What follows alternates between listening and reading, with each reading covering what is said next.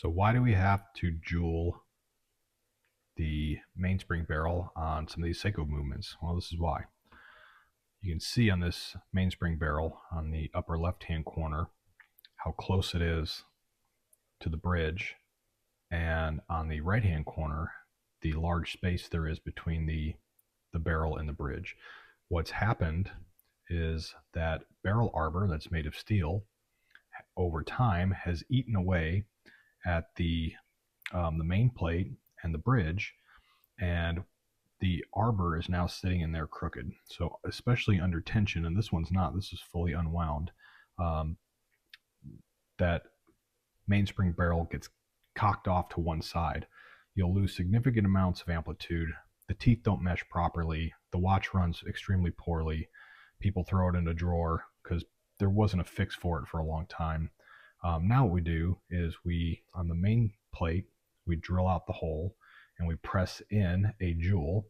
And on the bridge, we go ahead and push out. There's a bush up there, a bushing. We push out, we press a jewel in its place, and that corrects the problem forever, hopefully. So on this one, you can see, if I can zoom in, how much room there is on the outside of that barrel arbor. And you can see how much this one has worn away. What happens over time, that oil starts going away, that arbor starts digging into the brass. It then starts picking up brass, which then exacerbates the problem by turning a little bit of sandpaper on there, and it just eats it away. This one's not actually all that bad. I've had some of these that were in such bad shape with such elongated holes that even trying to put a jewel in it, the jewel wouldn't fit the amount of elongated hole there was left, and it just becomes a parts movement. This one, down the road, I'll fix it, moving on down the road, and it'll be just fine.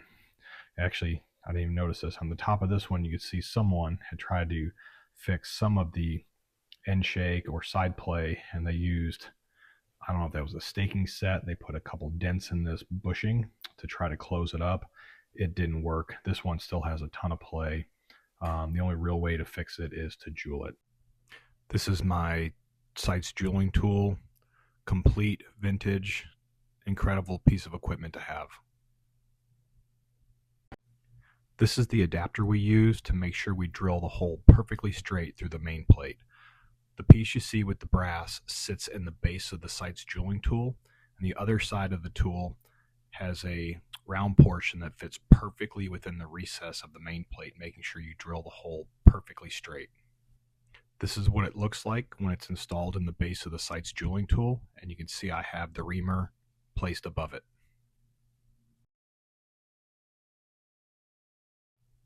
Okay, here we have the adapter installed in the Seikos jeweling tool, the main plate sitting in the adapter, keeping it perfectly centered. The reamer you see there is a 129 reamer, which means it's 1.29 millimeters. I start smaller, use a little bit of 3-in-1 oil. I hold the main plate firmly and slowly and gently let the tool do the work while I start reaming out the hole. I start with the 129, then I move up to a 3.9, a 4.9, and finally a 5.9. A 5.9 is a 1.59 millimeter, and that is what we ream it out to install a 1.6 millimeter jewel. When you finish reaming with the 159, you let it go all the way to the base of the tool. That is what's burnishing the hole that you just drilled. Once the hole is reamed, I use this tool to clean up any burrs that may be on either side from where we drilled. Then I'm going to lay the jewel over top of the hole we just drilled out. Now I'll use a flat pusher and use the Seikos jeweling tool to push the jewel into place.